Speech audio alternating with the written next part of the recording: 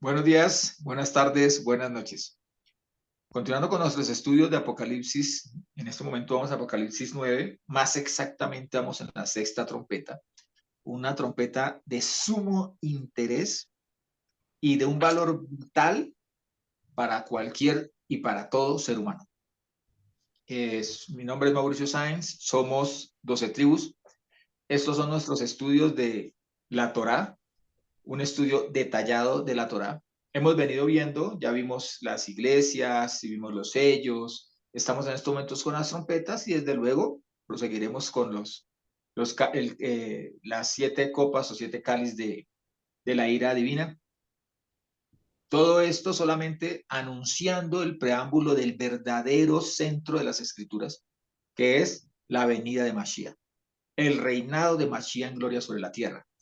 Todo esto, todo lo que vamos a ver, no es para exaltar las tinieblas, es para exaltar la luz, sino que la palabra del Señor nos advierte que antes de que esa luz aparezca, las tinieblas aumentarán su fuerza, aumentarán en extensión, a tal punto de que las trompetas nos identifican con eventos que sucedieron en algún tiempo en un punto de la tierra, bíblicamente siempre lo explicaremos desde los versículos de la misma Torah, y ahora se han globalizado, se hacen eh, tinieblas por toda la tierra. Efectos de esas tinieblas son los actos de los hombres. Entonces, vamos por favor, vamos a mirar en parte la sexta trompeta y veremos que no es un solo evento. La sexta trompeta no es solamente la aparición de 4 ángeles con su ejército de 200 millones, también aparece allí un ángel con el rollo, eh, el cual ingiere Johanan, Juan, el evangelista. Pero adicionalmente a esto, hay una descripción de eventos en la tierra, a nivel terrenal, que están marcados, porque así es la palabra del Señor de Hermosa, están marcados por los dos testigos, o los dos profetas, aquí en la tierra. No están marcados como la mayoría de gente ha querido propagar por la obra apocalíptica del antimachía, del anticristo, porque él no es el más importante, él no es el importante en los eventos. Él es una advertencia que hace el Señor, es una determinación, una tomada por el Señor en su plan divino. Es un instrumento, pero es un instrumento ¿para qué? Para que sea indudable para cualquier ser humano con una mediana inteligencia que se acerca a la venida de Mashiach. Es para eso. Pero el centro de todo es Mashiach. Por favor, Luigi, nos regalas Apocalipsis 9, 1 al 3. Sí. Dice, el quinto ángel tocó la trompeta y vi una estrella que había caído del cielo a la tierra, y le fue dada la llave del pozo del abismo, y abrió el pozo del abismo, y del pozo subió un humo, como el humo de un gran horno, y a causa del humo del pozo fueron entenebrecidos el sol y el aire, y del humo salieron langostas a la tierra, y les fue dado poder como el poder que tienen los escorpiones de la tierra. Esto todo lo hemos analizado ya, o sea, en detalle lo hemos analizado. Quiero solamente hacer énfasis en 3 cosas. Primero, que el que abre el que trae la llave y abre el pozo del abismo es a Satán. Uno que había caído, una estrella que ya había caído del cielo. Segundo, que esa humareda procede de un lugar llamado el pozo del abismo, también traducido en algunas partes como el pozo sin fin o sin fondo. ¿Sí? Y el tercer elemento es que de aquel pozo no salen otras cosas diferentes a seres de las tinieblas que vienen con el ánimo de destruir, vienen a destruir. Tal será el punto de que es su ánimo es destruir, que así se llama su rey. Por favor, Luigi, Apocalipsis, primero vamos a leer del 11 al 21, pero leamos solamente el 11 ahora. 9, 11 por ahora. Sí, sobre ellas tienen por rey al ángel del abismo, cuyo nombre en hebreo es Abadón, y en el griego tiene por nombre Apolión. O sea, este Apolión, este destructor, porque así se traduce, ambas palabras son destrucción o destructor, gobierna, tiene su reinado en un lugar llamado el pozo sin fondo o el pozo del abismo o el abismo mismo, llamémoslo así. Pero tiene que salir. ¿Por qué sale? ¿Quién es su liberador? Hasatán, ya lo dijimos. ¿Sí? Pero este tiene una naturaleza, su naturaleza es destruir. Y esa misma naturaleza imparte y ordena a todos sus súbditos de las tinieblas. Ahora sí vamos con, por favor, Luigi, del mismo Apocalipsis 9, del 12 al 21, por favor. Sí, dice, el primer ay pasó. He aquí, después de esto vienen aún dos ayes. El sexto ángel tocó la trompeta y oí una voz de entre los cuatro cuernos del altar de oro delante de Dios, que decía al sexto ángel que tenía la trompeta, suelta a los cuatro ángeles detenidos junto al gran río Éufrates. Y fueron desatados los cuatro ángeles que habían sido preparados para la hora, el día, el mes y el año, para que mataran a la tercera parte de los hombres. Y el número de los ejércitos de a caballo, 200 millones, yo oí su número. Y en la visión vi a los caballos y a los que montaban, que tenían corazas de fuego, de jacinto y de azufre. Y las cabezas de los caballos eran como cabezas de leones, y de sus bocas salía fuego, humo y azufre. Por efecto de estas tres plagas fueron muertos la tercera parte de los hombres, por el fuego, por el humo y por el azufre que salía de la boca de ellos. Pues el poder de los caballos está en sus bocas y en sus colas, porque sus colas son semejantes a las serpientes que tienen cabezas y con ellas dañan. Y el resto de los hombres, los que no fueron muertos por estas plagas, tampoco se arrepintieron de las obras de sus manos para dejar de adorar a los demonios y a los ídolos de oro y de plata y de bronce y de piedra y de madera, los cuales no pueden ver, ni oír, ni andar. Tampoco se arrepintieron de sus homicidios, ni de sus hechicerías, ni de su fornicación, ni de sus hurtos. Aquí, bueno, ya son eventos que se van narrando, pero podemos ver que la sexta trompeta no difiere mucho de la quinta. O sea, la quinta prepara el camino de la sexta y la sexta, vamos a ver más adelante, prepara de manera inmediata la séptima. Pero las tres se anuncian con tres ay consecutivos que además de todo indican que las tres tienen circunstancias y actividades y hechos que se entrelazan en su cumplimiento, en el tiempo, en la forma como se van desarrollando. Entonces, aparecen aquí cuatro espíritus que están atados, son espíritus de tinieblas, son espíritus de destrucción, porque además su naturaleza es matar. Entonces dice que fueron desatados para que mataran a la tercera parte de la humanidad. A cada uno de ellos, son cuatro, se les otorgan 50 millones de estos demonios, que son, los describe como una caballería, o sea, hay un animal que soporta la carga y un ser que lo describe como hombres, quien lo dirige, quien lo monta, quien está rigiéndolo. Ahora, una característica dice que estos seres, los seres humanos sobre la tierra, no, ni por esas, ni porque estaban enfrentando la muerte, ni porque se veían en congoja, en decaimiento, ni por esas cambiaron su actitud ni se arrepintieron, sino que siguieron perseverando en su mal proceder, en su rebeldía delante de Jehová. Los, miramos que para este evento de la sexta trompeta, existen realmente tres vertientes o como tres escenarios sucediéndose de manera simultánea. Una, salen estos seres a matar, los cuatro, cada uno con sus 50 millones de espíritus de caballería, causando desolación a una tercera parte de la humanidad. Veremos que lo que cuando habla allí de matar, habla como de un efecto desde afuera, mientras que pero sí, un efecto desde afuera, pero que ataca adentro. Y en cambio, cuando habla de los homicidios de los hombres, sí habla como de un ataque físico, como de un ataque de causar daño. Pero bueno, estos vienen en un escenario. En el otro escenario está un ángel, el cual trae un rollo en su mano, un rollo abierto. Pero miren las características del primer escenario. Dice, suelta a los cuatro ángeles detenidos junto al gran río Éufrates. Y luego en el 15 dice, fueron desatados los cuatro ángeles que habían sido preparados. ¿Preparados para qué? Para que mataran a la tercera parte de los hombres. Estos utilizan un ejército. Dice, el número del ejército de a caballo, o sea, de caballería, es de 200 millones. Yo oí su número. O sea que a cada gobernador de tinieblas, a cada principado de estos le corresponden 50 millones. Porque recordemos también que la misma palabra nos enseña que nuestra lucha no es contra sangre ni carne, sino contra principados, contra potestades, contra gobernadores de tinieblas, ¿en dónde? En las regiones celestiales.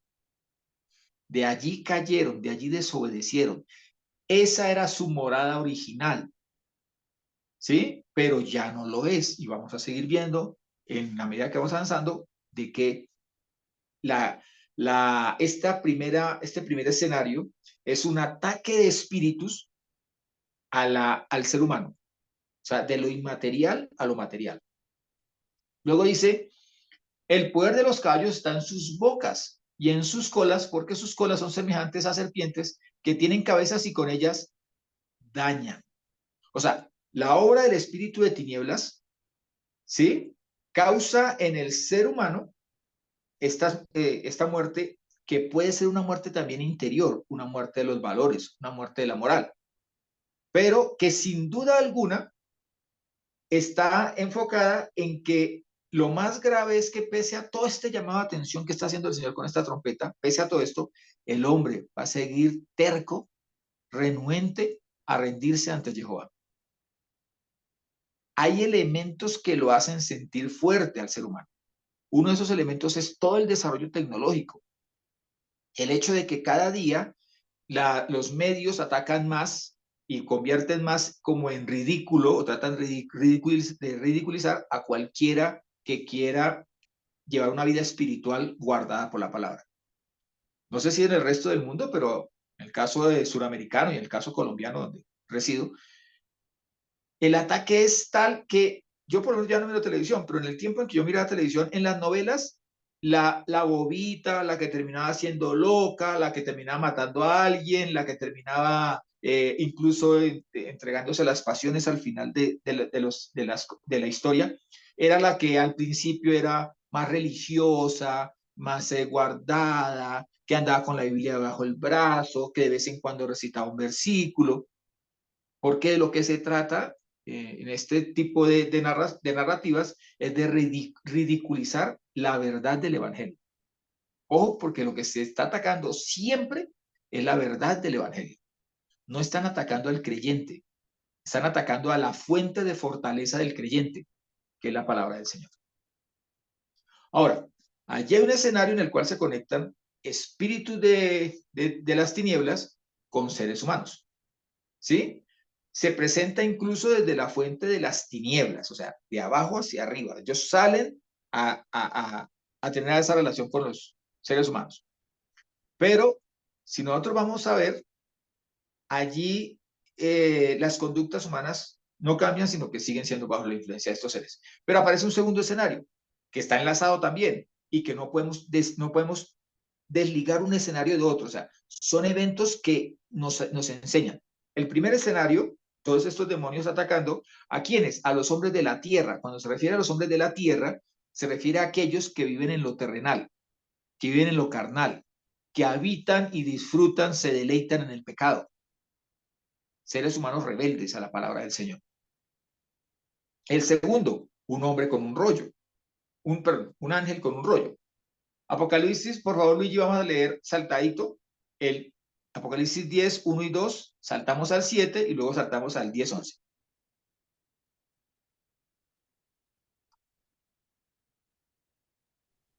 Sí, dice, y vi a otro ángel fuerte que descendía del cielo envuelto en una nube. El arco iris estaba sobre su cabeza y su rostro era como el sol y sus pies como columnas de fuego. Y tenía en su mano un pequeño rollo abierto y poniendo su pie derecho sobre el mar y el izquierdo sobre la tierra. 7. 7. Sino que en los días de la voz del séptimo ángel, cuando esté a punto de tocar la trompeta, también se habrá consumado el misterio de Dios, como anunció a sus siervos los profetas. Ahora saltémonos al 10, 11. Y tomé el pequeño rollo de la mano del ángel y lo devoré, y en mi boca era dulce como miel, pero cuando lo comí se me amargó el vientre. Y me Miren dijo, que, perdón, sigue, sí, sí, sí, sí, sí, me dicen, sí, sí, es perdón. necesario que profetices otra vez sobre muchos pueblos y naciones y lenguas y reyes. Miren que aquí el énfasis está en el rollo, pero este rollo tiene una característica, es un rollo de profecía, porque sigue hablando y dice que anunció a sus siervos los profetas y luego le dice a Johanan, es necesario que tú sigas profetizando. Ahora, profetizando ¿cómo?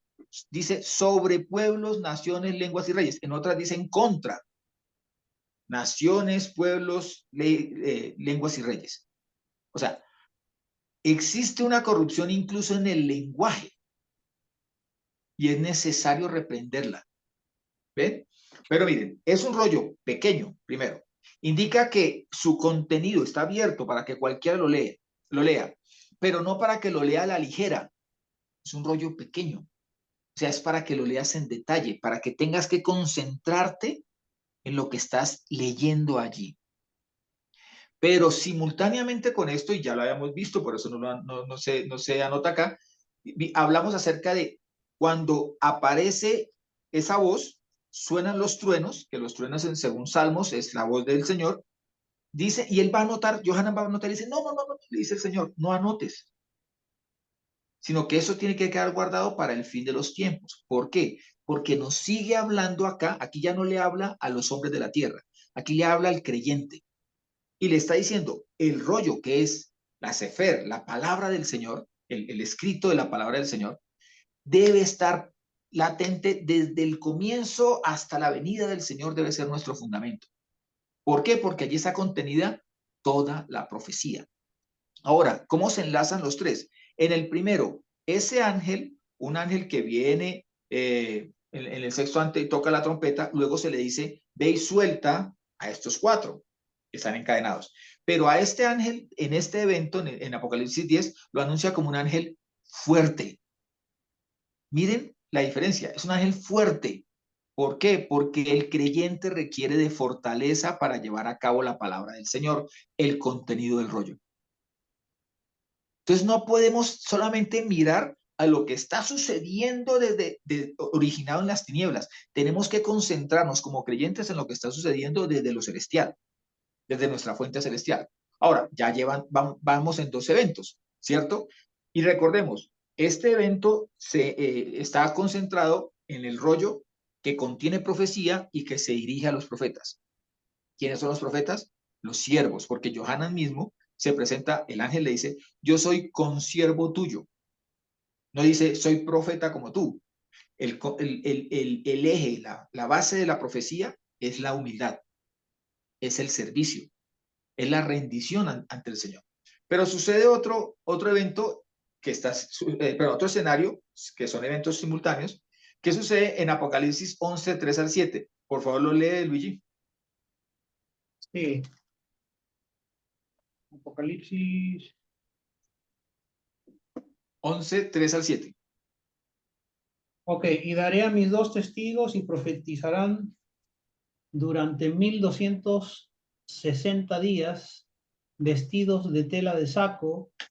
Estos son los dos olivos y los dos candelabros que están en pie delante del Señor de toda la tierra. Si alguno procura dañarlos, un fuego procede de sus bocas que devora a sus enemigos. Si alguno procura dañarlos, de morir de la misma manera. Estos tienen la potestad de cerrar el cielo para que no caiga lluvia en los días de su profecía. También tienen potestad sobre las aguas para convertirlas en sangre y para herir la tierra con toda plaga, cuantas veces quieran. Cuando terminen su testimonio, la bestia que sube del abismo hará guerra contra ellos y los vencerá y los matará. Recordemos que luego dice, cuando los hombres adoran a la bestia, dicen, ¿quién como la bestia? ¿Sí? O sea, ¿y quién podrá presentarle oposición? ¿Quién puede resistir a la bestia? Pues resulta ser que la gente cree que la bestia tiene mayor poder. ¿Por qué? Porque la bestia, al hacer guerra contra estos dos, a los cuales nadie lograba vencer, y vencerlos, la gente dice, no, claro, este es más fuerte, este es más poderoso porque venció a los invencibles, mató a los inmortales. pero no se dan cuenta que lo que sucede es que el Señor tiene un plan y unos tiempos. Entonces el Señor dice, cuando terminen su testimonio, ya cumplieron su tarea, es necesario que salgan de ese escenario. Pero miren con quién se concatenan, con el primer escenario, el de la bestia. ¿Ven?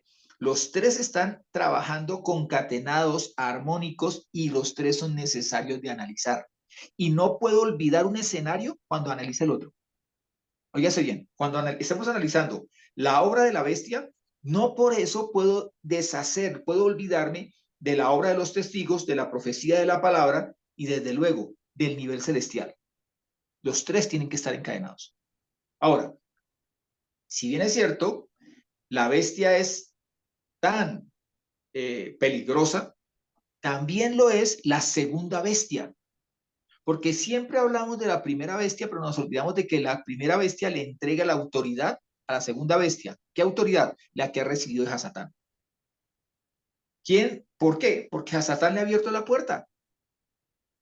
O sea, están trabajando armónicos y unidos.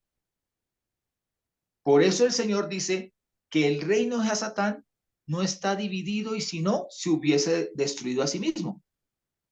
¿Ven? Está estableciendo que aquí hay un objetivo. ¿Cuál es el objetivo de estos? El objetivo es destruir. Porque acordémonos que el líder se llama Apolión. Y lo vamos a ver más adelante y nos vamos a dar cuenta. Dice que ambos recibieron el poder de Hasatán. O sea, uno lo recibe y se lo entrega al otro. ¿Y cuál es el poder de Hasatán allí? De engañar. Por eso, ya hemos visto, los caballos tienen un poder en donde, en sus bocas y en sus colas que tienen cabezas como de serpientes. ¿Y dónde está el veneno de la serpiente? En su boca.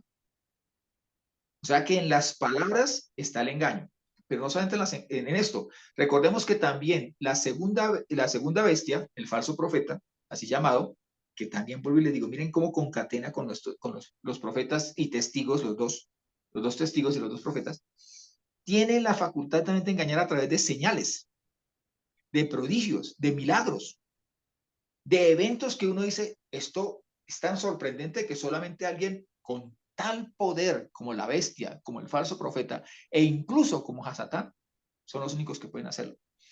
Y allí aparece, ¿por qué? Porque el hombre ha olvidado que hay otro escenario, que es el escenario celestial, y otro escenario, que es el escenario de la profecía, que es necesario analizarlo. Para eso, entonces, para ver que los tres, Hasatán, la primera bestia y la segunda bestia, o sea, el anticristo y el antimachía, son igualmente engañadores e inicuos, tenemos que entender de que cuando en muchas ocasiones se utiliza la palabra inicuo, por ejemplo, nos puede estar hablando de cualquiera de los tres a menos de que lo aclare. Entonces, por ejemplo, si dice el inicuo que por obra de Hasatán, entonces ya uno sabe que está hablando de un inicuo que no es Hasatán, porque está hablando de alguien a quien Hasatán está utilizando o a quien Hasatán está autorizando, por decirlo de alguna manera. Entonces, Martica, ¿nos haces un favor? ¿Me regalas Segunda de Tesalonicenses 1 al 12, por favor? Al 12. Del 1 al 12, sí, señorita. Segunda de Tesalonicenses 2, del 1 al 12. Sí, señora. Pero con respecto a la venida de Jesús el Mesías, nuestro Señor, y nuestra reunión con Él, os instamos, hermanos, a que no os dejéis perturbar fácilmente en vuestro modo de pensar, ni os alarméis, ni por espíritu, ni por palabra, ni por epístola, como si fuera nuestra, en el sentido que el día del Señor ha llegado. Nadie os engaña en ninguna manera, porque no sucederá sin que antes venga la apostasía y sea manifestado el hombre de iniquidad, el hijo de perdición, el cual se opone y se levanta contra todo lo que es llamado Dios u objeto de adoración, hasta el punto que se sienta en el santuario de Dios, proclamando que él mismo es Dios. ¿No recordáis que estando todavía con vosotros os decía estas cosas? Y ahora sabéis lo que lo detiene, a fin de que sea revelado en el tiempo suyo. Porque ya está actuando el misterio de la iniquidad. Solo al presente hay quien lo detiene hasta que sea quitado de en medio. Entonces será revelado el inicuo, a quien el Señor matará con el soplo de su boca y destruirá con el resplandor de su venida, cuyo advenimiento es por obra de Satanás, con toda clase de poderes y señales milagrosas y prodigios mentirosos, y con todo engaño de iniquidad para los que perecen. Recompensa por no haber acogido el amor de la verdad para ser salvos. Por esto Dios les envía una fuerza de extravío para que crean a la mentira y sean juzgados todos los que no creyeron a la verdad, sino que se complacieron en la injusticia. Cuando inicia aquí en 2 Tesalonicenses, Pablo, Shaul, a hablar, nos dice cuál es el centro de esta parte de esta fracción de las Escrituras. Dice que el centro es la venida, la parusia, el regreso de Yeshua Hamashiach o de Jesús el Mesías, y como consecuencia de ese regreso, nuestro encuentro, nuestra reunión con él, que debería ser el eje en el cual apuntar nuestra visión, mantener nuestros ojos, nuestra dirección, nuestro objetivo en ese evento que nos aguarda y no en las tribulaciones, en las pruebas, en las adversidades que le preceden, ¿sí? Entonces no puedo tan solo mirar a esa venida del antimachía, a ese inicuo, o a ese hombre de iniquidad, a ese hijo de perdición, sino que tengo que mirar a las advertencias que me hace el Señor para que me mantenga firme. Me dice, no sucederá sin que antes venga la apostasía, por ejemplo. Pero también es tan importante este tema que Pablo dice, ¿no recordáis que estando todavía con vosotros os decía estas cosas? Os recordaba, os estaba repitiendo para que no se les olvide. ¿Por qué? Porque resulta ser de que aquí Pablo nos dice en dónde está toda la batalla, está en nuestro pensamiento. Dice, no os dejéis perturbar fácilmente de vuestro modo de pensar. Ahora, mira un elemento que utilizan para cambiarte la forma de pensar o para que no pienses. Dice, ni os alarméis.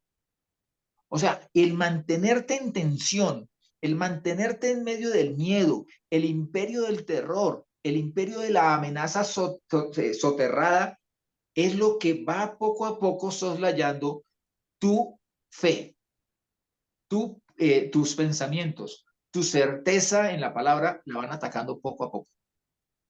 Entonces, por eso dice que hay que tener mucho cuidado con nuestro pensar.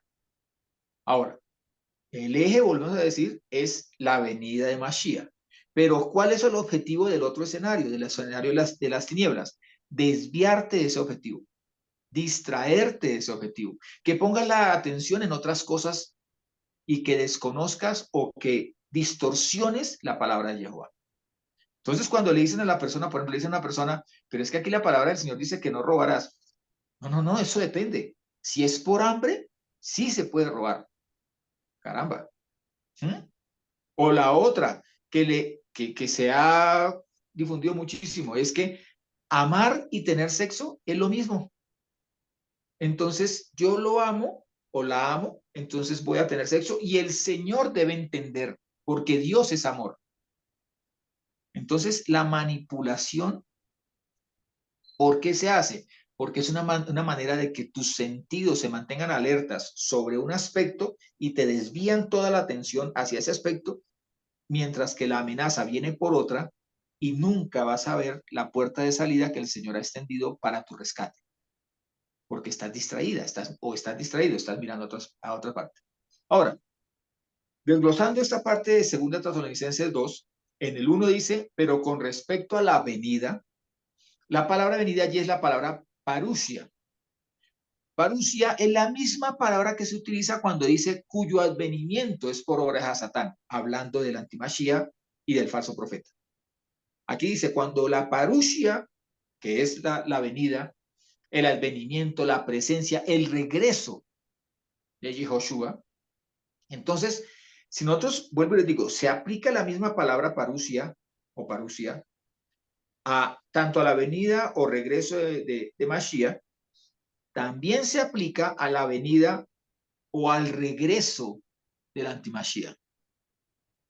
Ahora, ¿por qué utilizo y digo que el regreso del antimashiach? Porque este ser, esto que habrá de venir, de hacer su parucía, también puede estar regresando. Un día estuvo sobre la faz de la tierra, fue condenado a ese abismo profundo. Allí, dado su nivel de autoridad y de poder, se convierte en el rey del abismo y de repente a Satán le abre la puerta para que regrese. ¿Cuándo regresa? En el tiempo que el Señor ha señalado.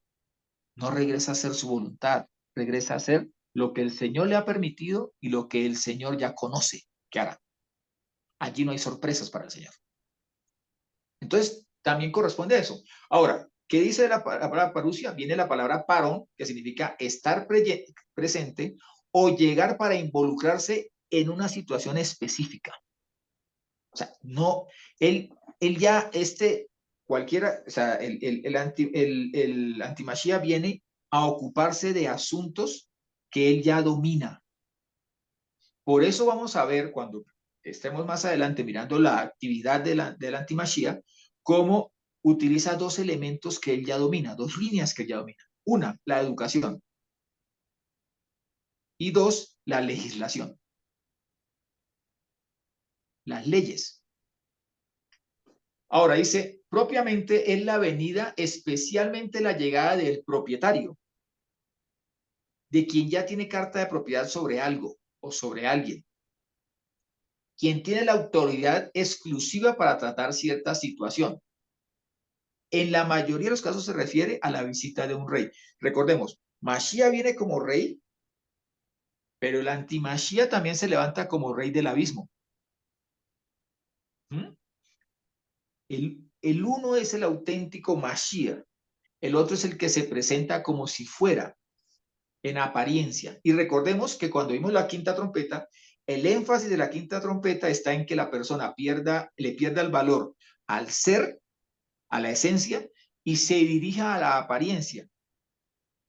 Y reconozca con mayor valor a lo que aparenta ser que a lo que es. Todo es un camino preparado para este ser.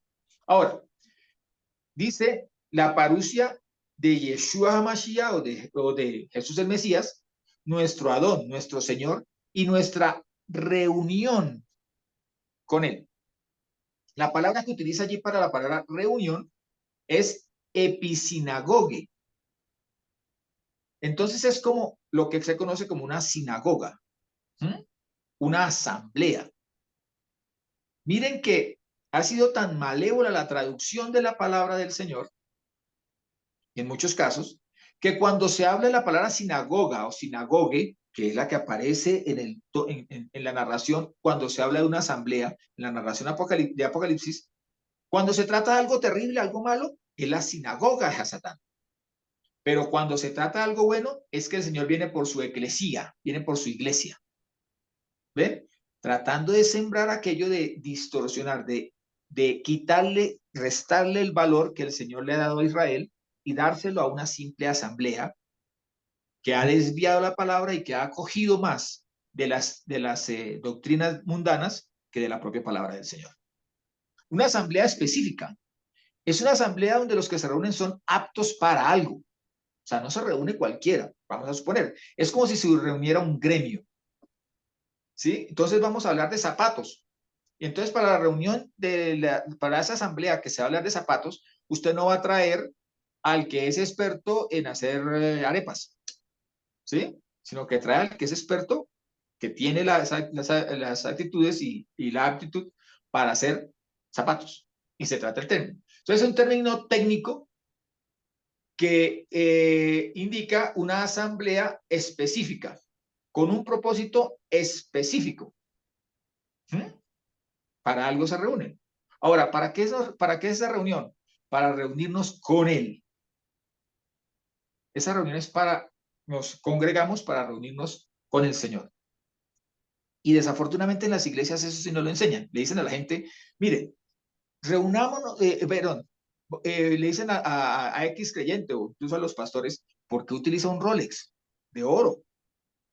Ah, no, es que como en el cielo va a haber calles de oro y mal de cristal, ya me estoy acostumbrando al ambiente del cielo. ¿Así? ¿Y por qué no busca 24 horas la presencia del Señor? Porque el verdadero aspecto, la verdadera esencia del cielo es estar en la presencia del Señor. Y muy seguramente, si estuviera al menos 2 de las 24 horas en la presencia del Señor, ese Rolex ya habría sido vendido y repartido a los pobres. ¿Ve? Porque nuestra llamado, lo que tenemos como cierto es que nos vamos a reunir con Él. Pero luego dice, os instamos, hermanos, y en el 2 del 2 dice, a que no os dejéis perturbar fácilmente. O sea, hay elementos que nosotros permitimos, dejamos que sucedan. Perturbar fácilmente también se traduce como ser sacudidos rápidamente o ser agitados rápidamente. No se dejen agitar rápidamente, no se dejen llevar de aquí para allá, en presiones, en ataduras. Si usted no se pone tal cosa entre la boca y la nariz, entonces usted no es un ciudadano de esta nación. Si usted no se manda a poner el antídoto, entonces tampoco, porque ustedes y lo mantienen a usted en presiones y entonces usted no va a recibir ya el subsidio de mercado ni usted va a recibir no sé qué y te mantienen y tú empiezas a dejarte invadir. ¿En dónde te están invadiendo? En tu pensamiento. Allí te están atacando.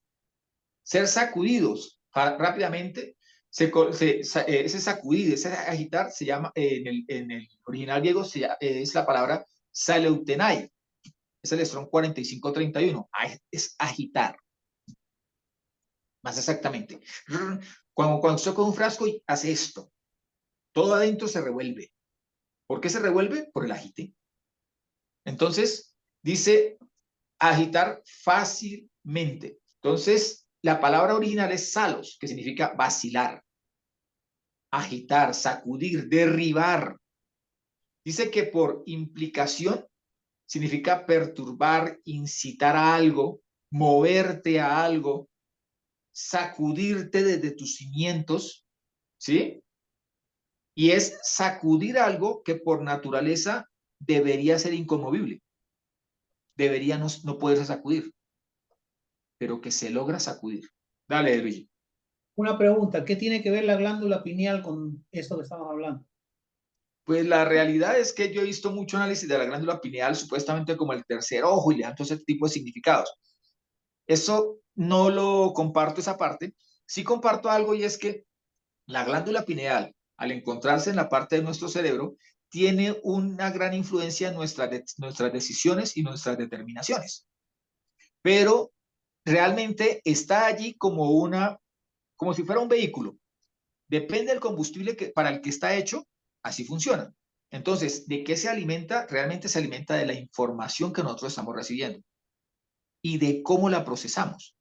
Entonces yo le digo a la gente la típica historia de los dos hermanos, el uno que era optimista y el otro que era pesimista, y de regalo de cumpleaños, los dos habían nacido en la misma fecha, le dan al uno una bicicleta y al otro, al pesimista le dan una bicicleta y al optimista le dan una bolsita, y en la bolsita es excremento de caballo. El pesimista rompe el papel y ve la bicicleta y dice, no, ya me di cuenta que mi papá y mi mamá me quieren ver es muerto. Porque yo en bicicleta, si yo no sé montar en bicicleta, me llego a caer, me golpeo contra un andén y ahí me muero. Lo que quieren es matarme. Yo mejor destruyo esa cosa antes de que esa cosa me destruya a mí. El optimista abre y ve la popó del caballo y se pone a saltar de la dicha y se pone a saltar y le dice, papá, mamá, ¿dónde está el caballo? ¿Dónde está el caballo? Gracias por el regalo del caballo. Entonces, lo de la glándula pineal cumple la función de muchos elementos que hay en nuestro cerebro, que es la función específica, lo que les digo, de que cuando nosotros tomamos la información, sepamos valorarla y sepamos decidir conforme a lo que hemos valorado de la información. ¿Sí? Ahora, de la parte cerebral conocemos mucho de su funcionamiento. De la parte de su funcionamiento debemos tener en cuenta también que desconocemos mucho más de lo que conocemos. Lo mismo pasa con la glándula pineal. Pero lo que no estoy de acuerdo es a que la convierta en un instrumento mítico de que ahora entonces los egipcios cuando dibujaban ese ojo, ¿sí? El ojo de Horus, entonces están hablando de la glándula pineal, o sea que tenemos a Horus dentro, o cuando aparecen los seres de la parte de la India y todo esto con el tercer ojo, entonces dicen, no, es que ese es el tercer ojo, el que ve más allá, ¿sí? No, señores. El que ve más allá se llama nuestro espíritu, entonces le estamos dando un lugar al espíritu. El flúor que afecta a la glándula pineal. O por ejemplo, todo ese tipo de cosas, y entonces que ya tenemos que despertar la glándula pineal y no sé qué.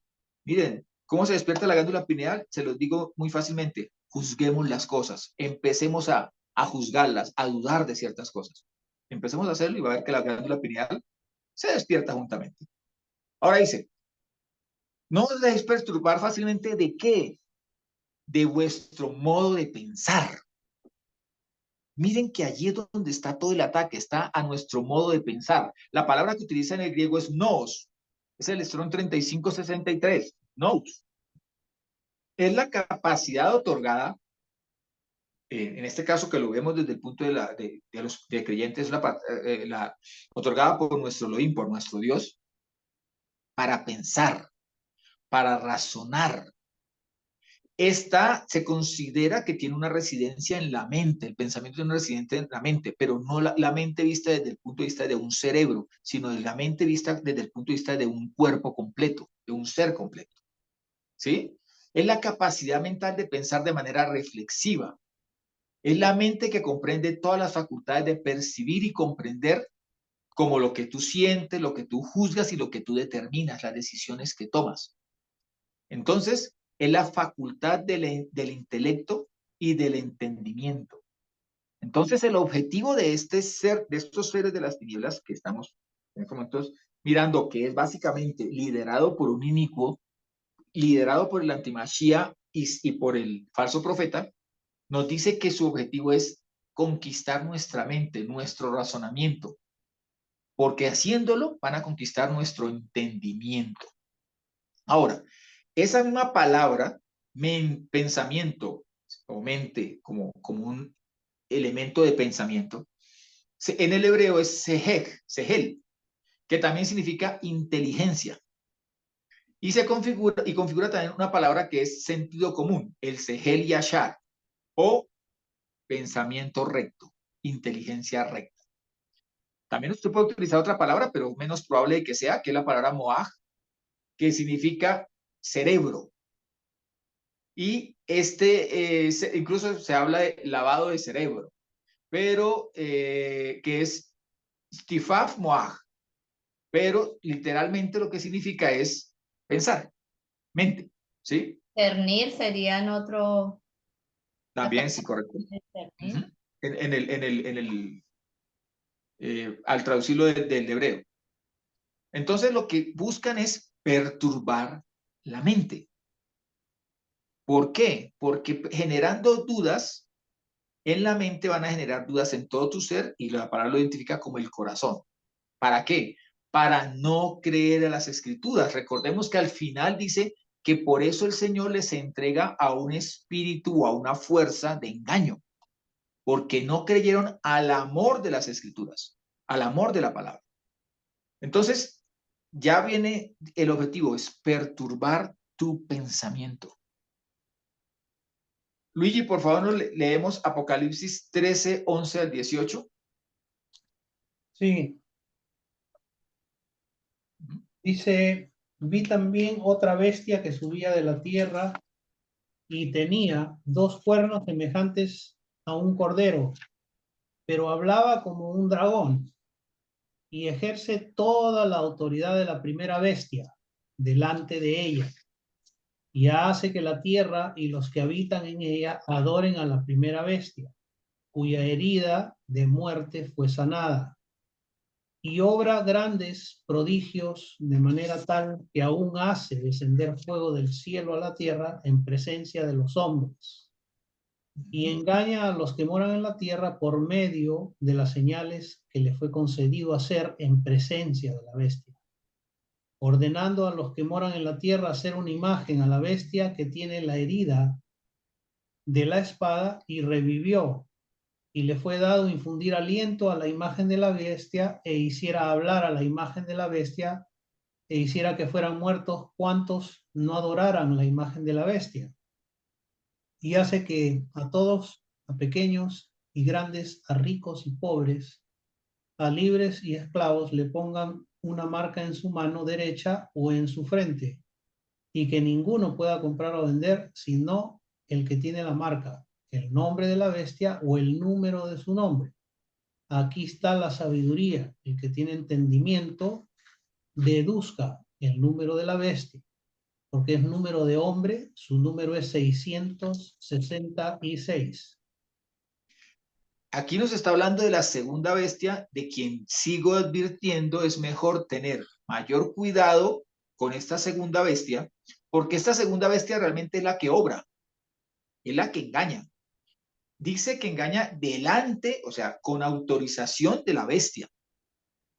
Y la pregunta que me nace es, hace todos estos milagros, hace todo, ejerce toda esta autoridad, tiene todo este poder, y resulta ser de que el culmen, la cúspide de todo ese poder, es que hace que una imagen hable, que le sea infundida a esta imagen como el aliento a la imagen de la bestia, le infunde aliento. ¿Quién fue el primero que infundió aliento sobre un elemento hecho con las manos, como hacer una imagen? Fue el Señor, al hombre. Entonces, volvemos con lo que espero que las personas vean el estudio anterior, donde veíamos cómo la intención es desvirtuar la palabra del Señor para ellos ponerse en el lugar del Señor. Entonces, tienen hechos con los cuales demuestran, o actitudes con las cuales demuestran su anhelo de ser adorados como Dios. Tanto el antimachía como el falso profeta, como los seguidores, como aquellos que le están preparando, todos estos líderes y toda esta como sincronía en el sistema para que todo se enfoque en preparar el camino para la antimachía, cuando deberíamos estar preparando el camino para Mashiach y preparando nuestros corazones para Mashiach. Ahora, lo hace delante de la bestia y delante de los hombres. O sea que este falso profeta que hace todas estas actividades, las hace ¿con qué ánimo? Lo dice en el versículo 14. Engañar a los que moran en la tierra. Y a esta imagen a la cual él le infunde aliento, hace que a través de ella pueda hablar la bestia. Pregunta, ¿por qué debe realizarse un instrumento, armarse una imagen para que pueda hablar alguien? Para que esta bestia se pueda dirigir a los seres humanos de manera clara, que vean la actividad de la bestia. ¿Por qué? Miraremos que hay muchas posibilidades de quién puede ser la bestia. El falso profeta debe ser un hombre. Clarísimo. ¿Quién puede ser la bestia? Lo veremos. Lo único que les puedo decir es lo siguiente. Estaba mirando el otro día un video de un español, y este español, un físico en la física cuántica, no sé si se llamará físico cuántico, yo creo que de pronto que sí. Y este hombre decía que en el laboratorio con el cual él trabajaba en Europa, desarrollaron un chip. Y ese chip hacía que se lo incrustaron a un ratón. La idea con este chip en el ratón era cambiarle su realidad. O sea, al chip desde un computador le enviaban unas imágenes y en el cerebro del ratón esa era su realidad. Al punto que lo hacían recorrer caminos que no estaban ni dibujados en el piso ni estaban con muros, sino que estaban dibujados en un computador. Entonces, cambiar la realidad está tan fácil como a la distancia de un microchip. Pero también cambiar la realidad está a la distancia de que unas palabras de engaño logren afectar nuestra forma de pensar. Pero volvemos a mirar que existen posibilidades, ¿por qué no?, de que la antimachía proceda o actúe en una inteligencia artificial, en un desarrollo de inteligencia artificial. Está dentro de las posibilidades que no podría haber nadie antes de 1947, cuando Israel vuelve a tener su tierra. Y ni menos antes, y tampoco antes de 1967, cuando vuelve a tener a Jerusalén como su ciudad santa. Ahora, la invitación de aquí del Señor es el que tenga entendimiento, el que tenga nos, el que pueda pensar, el que tenga entendimiento, deduzca o calcule, porque la palabra que utiliza allí es la palabra cefisato, Strong 5585, que significa cuente o calcule el número de la bestia. Pero lo extraño es que cuando habla de esta bestia dice aritmos gar antropo, porque es número de uno que se hace hombre. Gar, que se hace o que se muestra. El número de la bestia es 666. En otros manuscritos que se han encontrado también en griego, dice 616. Ya analizaremos ese tipo de elementos y por qué es enriquecedor saberlo.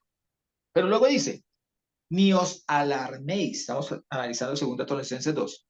Ni os alarméis. ¿Y por qué no se van a alarmar? ¿Por qué no pueden andar en medio del terror, del susto, del miedo? Porque es que es producto, esa alarma es producto de primero, dice, ni por espíritu. El mismo Pablo también le dice a Timoteo, he aquí que en los postreros tiempos algunos apostatarán de la fe, escuchando a espíritus engañadores y a doctrinas de demonios. Y aquí la primera alerta no la pone, ojo con los líderes mundiales, ojo con el sistema legislativo, ojo con la situación económica, ojo con lo que venga de espíritu. Ni por espíritu, la primera advertencia, utiliza allí la palabra neumatos, o neumatos, que significa, es el Strong 4151, que es la palabra neuma. Y les voy a explicar, y quiero que quede muy claro qué es neuma, qué es espíritu o qué es ruaj, porque ruaj es la palabra en el hebreo. Espíritu propiamente dicho es viento o aliento. Un espíritu es alguien, al mirarlo allí, es un espíritu, es un ser invisible, pero que es superior al ser humano. Pero nunca superior a Dios, sino que es inferior a Dios, quien es el Padre de todos los espíritus. Por eso el mismo Señor dice que el Padre es espíritu, y los que le hablan en espíritu y en verdad, o sea, con todo su aliento, con toda su vida, es necesario que le adoren. También ha sido traducido como ángel. Y la misma palabra también ha sido traducido como príncipe. ¿Sí? Por eso hablamos de que el que sale de allí es el Melech Malach, o el ángel príncipe de las tinieblas. ¿Sí? En hebreos es la palabra ruaj, que se traduce como espíritu, o como aliento, como viento, como soplo. ¿Mm? Tiene un significado que abarca básicamente todo lo que sea etéreo, lo que no es físico. Cualquier cosa que no sea física, incluida el intelecto, los pensamientos, las ideas, nuestro estado de ánimo, nuestro afecto, nuestros aspectos afectivos, nuestras emociones, se refiere básicamente a algo que escapa a la vista al ojo humano. Algo que está ahí, pero escapa a la vista humana, pero que se muestra produciendo ciertos efectos y ciertos movimientos. Entonces, tú vas a saber de qué espíritu eres, porque el Señor le dice a Pedro, a Kefa, le dice, ustedes no saben de qué espíritu son. O sea, lo que ustedes manifiesten cuando manifiestan, por ejemplo, violencia contra alguien, o cuando ustedes expresan mentira, bueno, expresamos, porque ahí tengo que involucrarme yo, o cuando mi forma de comportar es irrespetuosa, estoy diciendo de qué espíritu soy.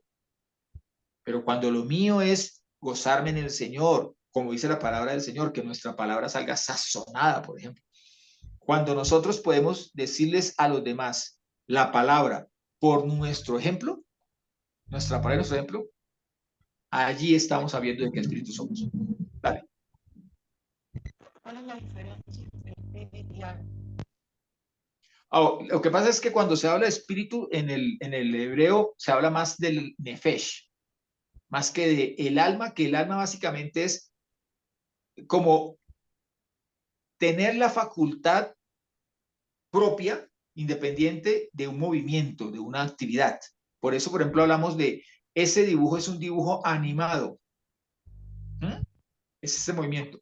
Mientras que espíritu es el que tiene la vida. O sea, en muchas ocasiones la palabra se refiere a tener vida propia, vida, cuando se refiere a espíritu, pero el énfasis está en que esa vida pueda tener contacto con la vida espiritual del Padre. O sea, los espíritus, por ejemplo, esos demonios entraron a los cerdos, pero no fue posible tener relación con los cerdos, o sea, cercanía, empatía, llamado así, ¿sí? Pero sí lo podía tener con los seres humanos, con el espíritu humano. ¿Ves?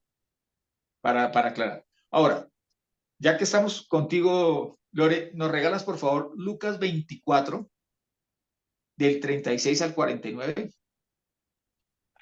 Sí. Mientras ellos hablaban estas cosas, él mismo se puso en medio de ellos y les dice, pasa a vosotros. Ellos entonces se turbaron y se llenaron de temor, pues pensaban que veían un espíritu. Pero él les dijo, ¿por qué estáis turbados y por qué surgen dudas en vuestro corazón? Ved mis manos y mis pies, que yo mismo soy. Palpadme y ved, pues un espíritu no tiene carne y huesos, como veis que yo tengo. Y habiendo dicho esto, les mostró las manos y los pies. Pero como ellos a causa del gozo y del asombro aún no creían, les dijo, ¿tenéis aquí algún alimento? Ellos entonces le presentaron parte de un pez asado, y tomándolo, lo comió delante de ellos, y les dijo, estas son mis palabras, que os hablé estando aún con vosotros, que tenían que cumplirse todas las cosas que habían sido escritas acerca de mí en la ley de Moisés y en los profetas y en los salmos. Entonces les abrió la mente, eran las escrituras, y les dijo, así está escrito, que el Mesías padecería y se levantaría de entre los muertos al tercer día, y que se predicaría en su nombre el arrepentimiento, el perdón de pecados a todas las gentes, comenzando desde Jerusalén. Vosotros sois testigos de estas cosas. He aquí yo envío la promesa de mi Padre sobre vosotros. Así que vosotros permaneced en la ciudad hasta que seáis investidos de poder desde lo alto. Ese Amén. poder desde lo alto es el Ruach HaKadosh, es el Espíritu Santo, es el Ruach Elohim, el poder del Señor, el Espíritu del Señor obrando en nosotros.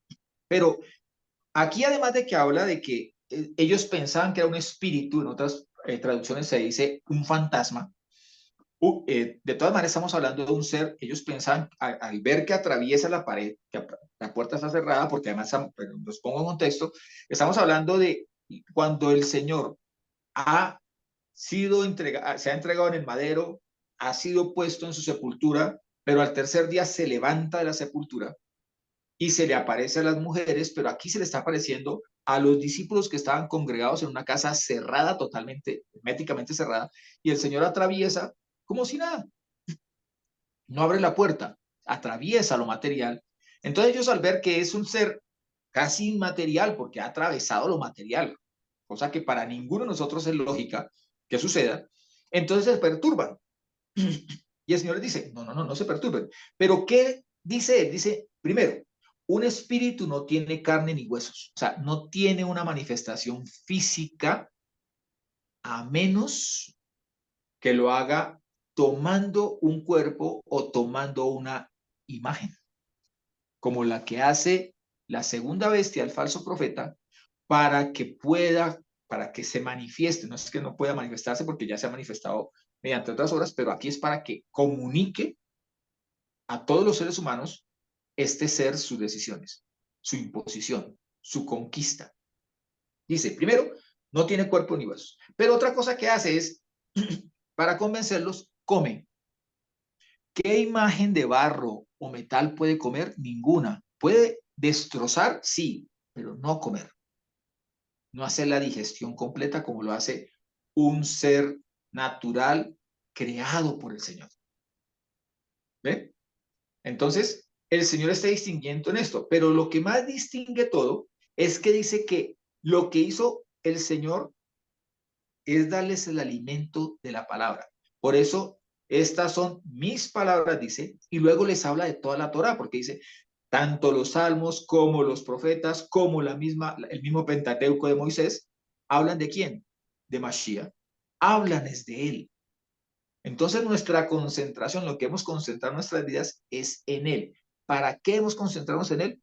Para poder entender las escrituras, porque es que entendiendo las escrituras, profundizando en las escrituras, es que nuestra mente no se deja agitar, no se deja mover, no se deja convencer, no se deja arrastrar hacia abajo. Entonces, tú ya no vales por lo que, o sea, no es que debas valer por lo que tienes, vales por lo que eres, por quién eres más bien. Tú vales por el sacrificio que hizo Mashiach al pagar el más alto precio por ti. No importa si tú eres negro, blanco, amarillo, verde, no importa de qué color seas. Bueno, iba a decir verde, pero la verdad que me abstuve porque muchos dirán entonces que yo estoy haciéndole fuerza a los extraterrestres.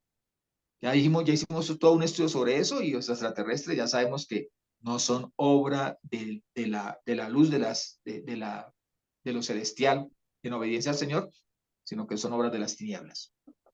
Los Y eso también brasileños ya lo van a analizamos a creer que la profundidad. verde amarela. Exacto, la verde amarela o la azul millitos. Entonces, azul y blanca, la azurra. Entonces dice que todo esto, un elemento básico, de verdad, a lo cual les invito, a la oración, a la lectura, disciplina las escrituras, pero también a que hagamos algo que el Señor los invita a ellos. Y les dice, y se predicaría en su nombre el arrepentimiento para perdón de pecados a todas las gentes. No nos olvidemos de llevar la palabra siempre a todo lugar, porque eso nos fortalece también acá. Dicen por ahí que la mejor manera de saber que aprendí algo es cuando lo puedo enseñar.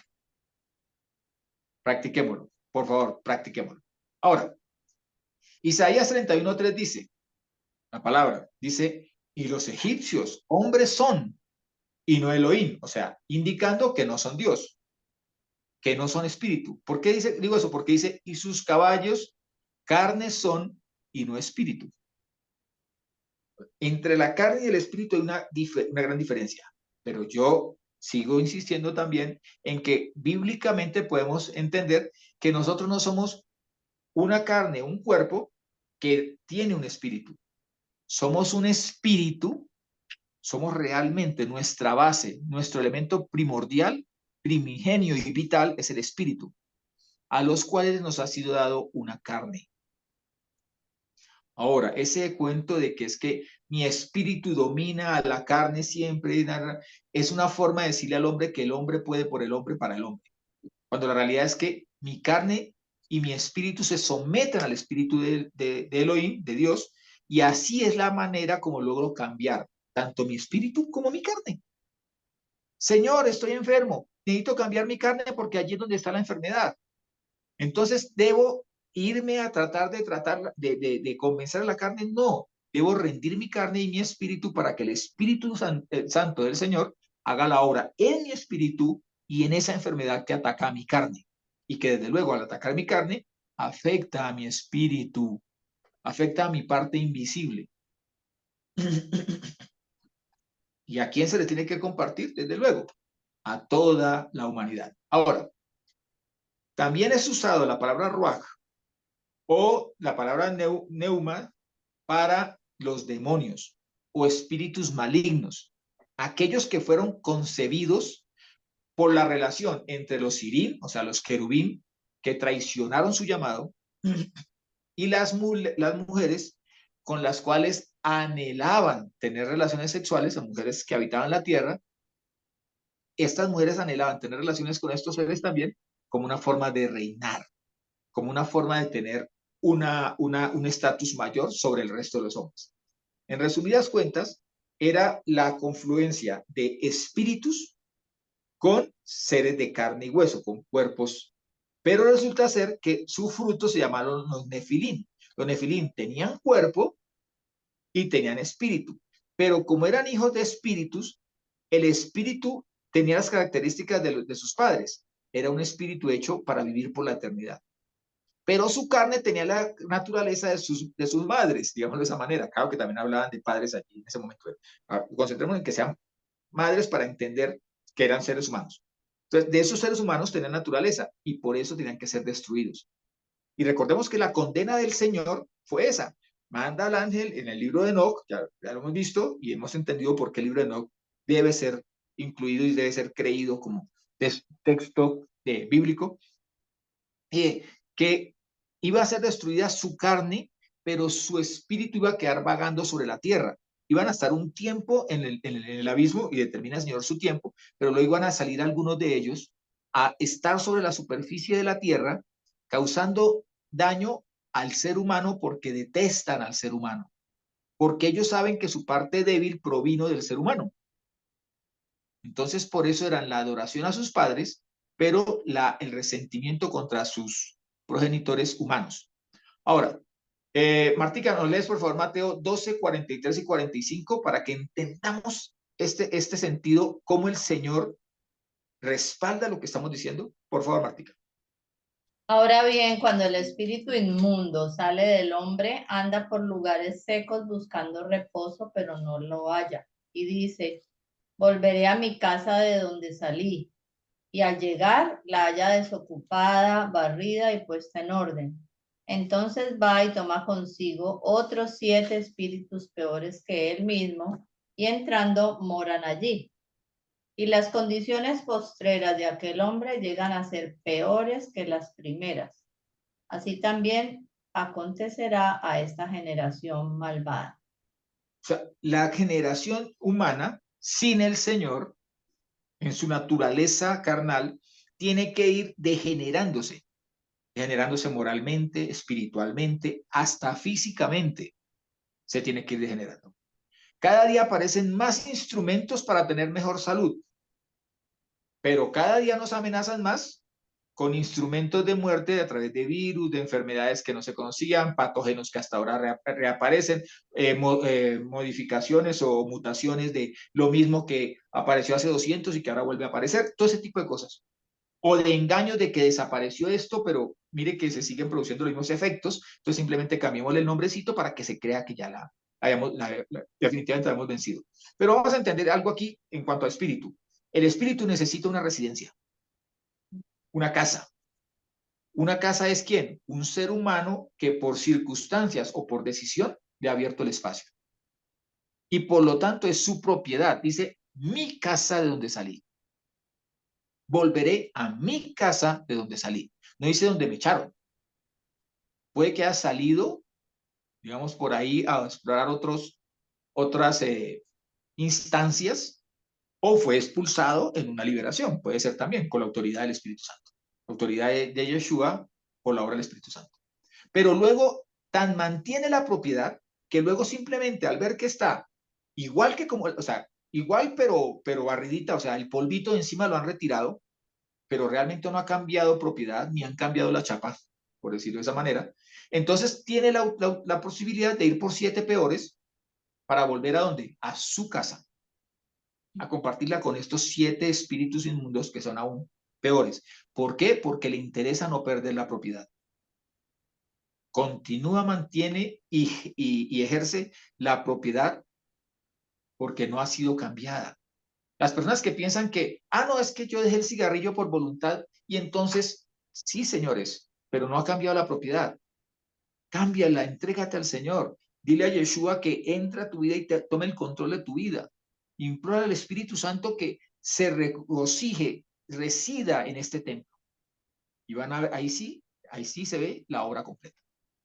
Pero dice que no nos dejemos engañar, no nos debemos mover en nuestro pensamiento, ni por espíritu, y luego dice, ni por palabra, ni por epístola como si fuera nuestra. En otra traducción, que bueno, en el griego, se podría decir que lo que dice es diciendo como si fuera nuestra. Entonces ahora aparecen un montonón de apóstoles diciendo palabras como si fueran de inspiración del Espíritu Santo y que determinan un nuevo rumbo a la Torá que sí es obra del Espíritu Santo.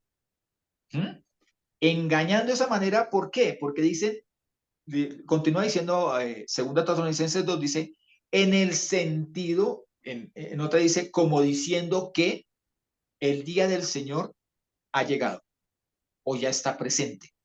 En pocas palabras, lo que están diciendo allí es, señores, ya no hay actividad de demonios. ¿Quién dijo? Ya todo está hecho. Es que incluso el infierno y el cielo están es aquí. Tú lo apagas aquí. ¿Te comportas mal? ¿Te va mal? Aquí.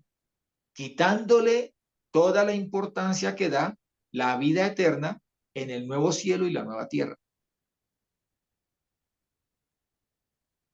Esto también apunta a todos aquellos que creen, por ejemplo, en la reencarnación.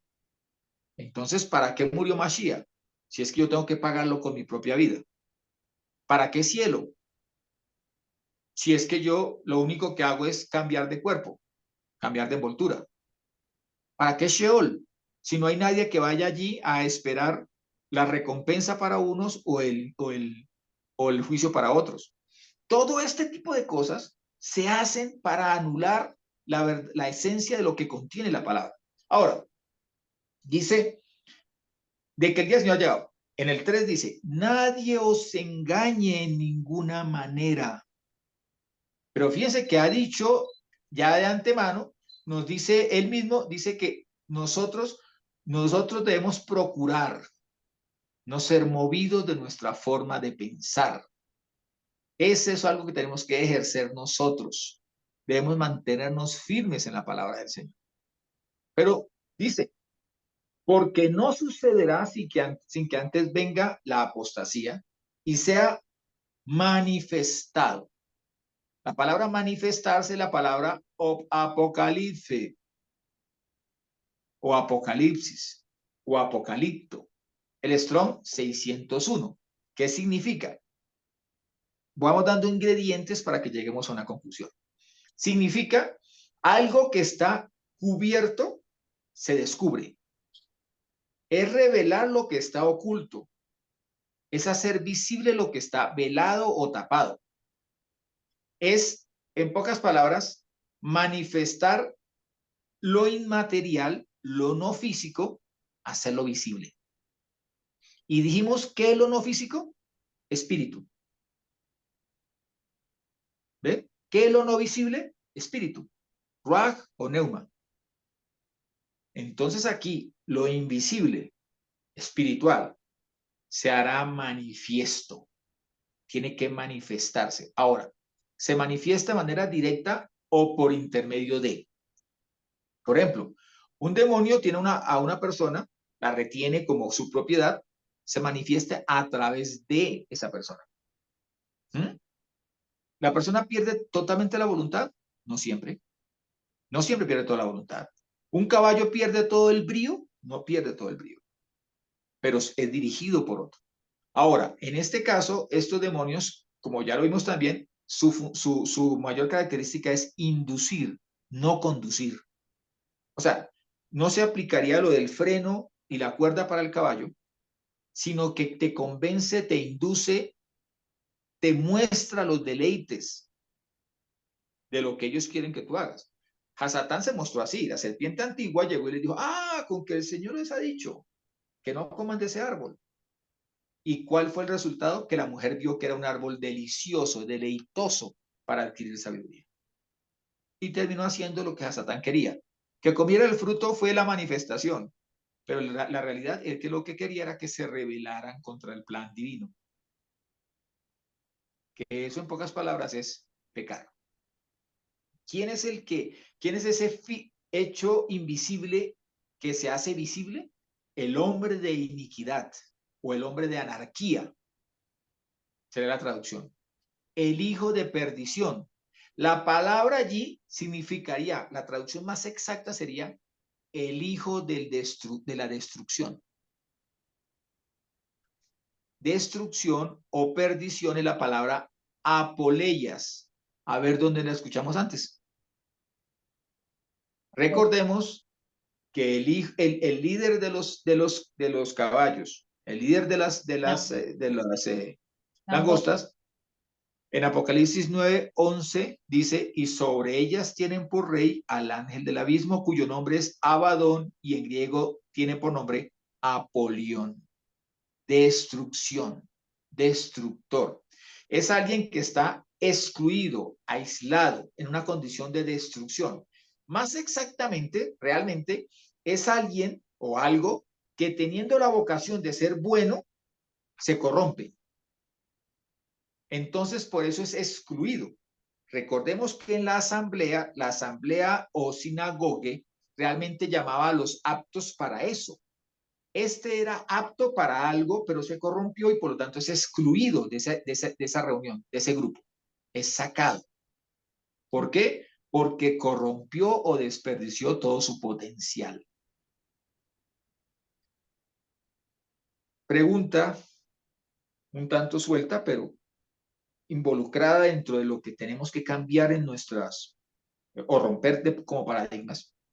¿Qué pasaría si quien está profetizado a sentarse en el lugar de Dios, haciéndose pasar por Dios, fuese el falso profeta y no el anticristo? ¿Quién es el que está llamado? O sea, la imagen de la bestia es a la que hay que adorar. Pero ¿quién es el que le infunde aliento a la bestia, a la imagen de la bestia? El falso profeta. ¿Y cuál es una de las características reales de cualquier Dios en cualquier doctrina? Ser el creador. Entonces, cuando Hasatán le entrega el poder y la autoridad y su poderío al anticristo, y este le entrega esto al falso profeta, lo está realmente, y vamos a ver todo un estudio sobre eso, realmente la lucha, el objetivo, sí es tu mente, pero es, o la mente de cada uno de nosotros, pero la recompensa que ellos buscan es la adoración, ser reconocidos como Dios. Eso es el elemento que los une a los tres. Hasatán dijo un día, subiré a los cielos, en lo alto, junto al monte de Dios me sentaré y seré como Dios. El hombre, cuando la torre de Babel, pensaba en llegar arriba al trono de Dios y desplazar a Dios de su trono y coronarse como Dios. Ahora, estos que desobedecieron al Señor desean ser adorados como Dios, reconocidos como Dios y creerse Dios mismo. ¿Por qué? Porque la palabra del Señor también dice, irán engañando y siendo engañados. Ellos mismos se engañarán creyéndose tener la posibilidad siquiera de coronarse como Dios. Martica, ¿nos regalas Marcos 14, 3 al 5, por favor? Y estando en Betania, en la casa de Simón el leproso, estaba reclinado a la mesa y vino una mujer portando un frasco de alabastro con perfume de nardo puro muy costoso, y quebrando el frasco de alabastro lo derramó sobre su cabeza. Y algunos bramaron entre sí, ¿por qué se ha hecho este desperdicio de perfume? Porque este perfume podía ser vendido por más de 300 denarios y dado a los pobres, y la criticaban duramente. Era el salario de una persona durante casi un año de trabajo, de un año de trabajo constante.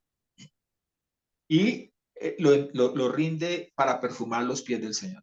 Y el Señor después dice, no, señores, esta mujer no ha desperdiciado el perfume. Me está preparando para mi tumba. O sea, por el contrario, ese perfume ha cobrado todo su valor al tocar mis pies, al tocar los pies de Mashiach. Pero cuando se desperdicia el potencial que Dios ha creado en cada persona, y se desperdicia por la obra de las tinieblas en la vida de cada ser humano, o por la decisión de cada uno de estos seres de las tinieblas o cada ser humano, en ese desperdicio, la persona lo único que está haciendo es convirtiéndose en uno más de los hijos de perdición, en uno más de los hijos del destructor, de la mentira y del engaño. Una persona cae en la droga y pierde su potencial, está desperdiciando su potencial. Una niña o un caballero se dedica al alcohol, a andar de rumba en rumba, a amanecer en moteles con uno y otro hombre, está desperdiciando todo su potencial. La persona que se entrega a permanecer horas enteras conectado a un aparato, un celular, está desperdiciando su potencial. De lo que se trata aquí de la obra de las tinieblas, por las cuales, a través de las cuales va matando al ser humano, lo va matando, lo va destruyendo, anulando su potencial. ¿Dónde conseguimos alcanzar nuestro potencial? Cuando nos entregamos en las manos de Yeshua, cuando nos entregamos en las manos de Jehová, para que la obra del Espíritu Santo y el perfeccionamiento para el cual hemos sido llamados se cumpla en cada uno de nosotros. Ahora, ¿qué dice la palabra del Señor al describir la característica de cualquiera que haya desperdiciado su potencial? El máximo líder, el que se presentará y será objeto de adoración, es aquel que dice, continuando en 2 Tesalonicenses 2, vamos al versículo 4 en adelante, hasta el 12 dice, el cual se opone y se levanta contra todo lo que es llamado Dios o es objeto de adoración. O sea, es el foco de la adoración de cualquiera, contra todo eso se levanta, a todo eso lo critica. ¿Por qué lo critica? Porque su objetivo es hasta el punto de que se sienta en el santuario de Dios proclamando que él mismo es Dios. Pero vuelvo y les digo, ojo, porque los tres persiguen lo mismo. Satán, el falso profeta y el antimachía persiguen lo mismo. Debemos de distinguir quién es quién. El uno necesita una imagen que el otro le hace, y ese otro que le hace la imagen es el que le infunde aliento y le da vida, para que aquel que le ha dado la autoridad pueda hablar, pueda manifestarse.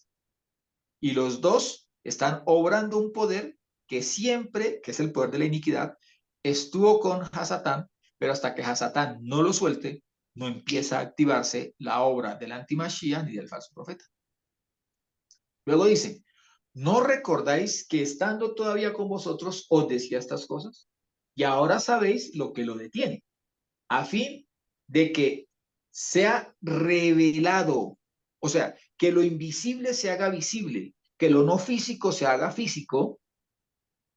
¿Ve? Apocalipsis, Apocalipto, en el tiempo suyo.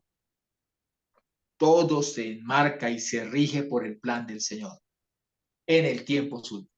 Porque ya está actuando. No es algo nuevo, no es que actuará solamente en el tiempo final, sino que en el tiempo final encuentra su máxima expresión, ya está actuando el misterio de la iniquidad. Solo que al presente hay quien lo retiene. La iniquidad está retenida por Hasatán, hasta que se ha quitado de en medio. Por eso es que tiene que ceder la iniquidad, el poder, la autoridad y el poderío que en él nacen de la iniquidad y que se manifiestan en el engaño, tiene que entregarlo. Entonces, cuando lo entregue, será revelado, o sea, vuelve a hablar, será manifiesto lo invisible, hecho visible, lo inmaterial podrá manifestarse materialmente, el inicuo, a quien el Señor matará. Miren que el centro está en eso, no se queda tan solo en la manifestación del inicuo, le está diciendo al inicuo y a todos los que siguen su doctrina, ¿cuál es su fin? El Señor matará con el soplo de su boca. Por eso cuando aparece, les abre las escrituras, les habla desde la palabra, la que sale de su boca, y destruirá con el resplandor de su venida. ¿Por qué el escenario del antimachía? ¿Por qué logra vencer a los profetas? ¿Por qué el rollo el rollo es pequeño y se abre con palabras de profecía? Porque allí está marcado el final del inicuo y de Hasatán y del falso profeta. En pocas palabras, de los inicuos. Él matará y destruirá con el resplandor de su venida. Aparece el Señor y ya no les queda espacio para hacer ninguna de sus fechorías. Cuyo advenimiento, hablando del inicuo, es por obra de Hasatán, con toda clase de poderes y señales milagrosas y prodigios mentirosos. ¿Y de quién ha hablado Apocalipsis? Que es el que hace señales, prodigios para engañar. Falso profeta. Y dice, el inicuo, el hijo de perdición, el hijo de, el anárquico, el inicuo, cuyo advenimiento es por Satanás con toda clase de poderes y señales milagrosas y prodigios mentirosos, y con todo engaño de iniquidad para los que perecen, para los de la tierra, los que piensan en la tierra, en lo material. Recompensa por no haber escogido, o sea, permite que todo eso los ataque, los seduzca, los induzca por haber escogido, por no haber escogido el amor de la verdad para ser salvos. Por esto, está diciendo en consecuencia, no es que el Señor lo quiera hacer, es que es el fruto natural, es la consecuencia lógica, es el único destino o resultado final de no haber escogido la verdad. Por esto, Dios les envía una fuerza, una energía, un poder, un espíritu de extravío para que crean a la mentira y sean juzgados todos los que no creyeron a la verdad, sino que se complacieron en la injusticia. Todos estos eventos y los eventos que van a acontecer durante las 7 copas de la ira están encaminados a que el hombre sea sin excusa delante del Señor, para el hombre del mundo, para el hombre que anda en mentira y engaño. Pero para nosotros los creyentes es para que nos fortalezcamos, es para que afiancemos, afinquemos aún más, nos paremos más firmes en nuestras convicciones en la palabra, nos refugiemos en el estudio, en escudriñar las escrituras, nos refugiemos en la oración, pero también para que sea el tiempo de advertirle al mundo entero que la venida del Rey de Reyes, del soberano de las naciones, del propietario real, del que tiene el título de propiedad sobre toda la creación, está muy cercana. Su nombre es Yeshua. Si quieres, llámalo Jesús. Su nombre es el Señor. Su actitud es que Él es el soberano, el Rey, único y verdadero. Pero además, es el eterno. Eterno en misericordia, eterno en perdón, eterno en bendición. Pero la palabra del Señor es inviolable, inalterable y no admite excusas. Seremos juzgados por nuestras obras puestas delante de la palabra del Señor. Por lo tanto, el Señor dice que seremos librados de juicio si nos acercamos, nos refugiamos y obedecemos a aquel que es la palabra hecha vida. Yeshua es su nombre. Mashiach es su labor. El ser el Mesías, el que nos liberta, el que nos rescata y el que nos da el valor auténtico para que no seamos convertidos en un desperdicio. Es tiempo de reflexionar, es tiempo de arrepentimiento, pero también es tiempo de alabar, de glorificar, de exaltar y de poner la mirada en aquel que su vida entregó por nosotros en aquel madero. El Señor les bendiga. Shalom.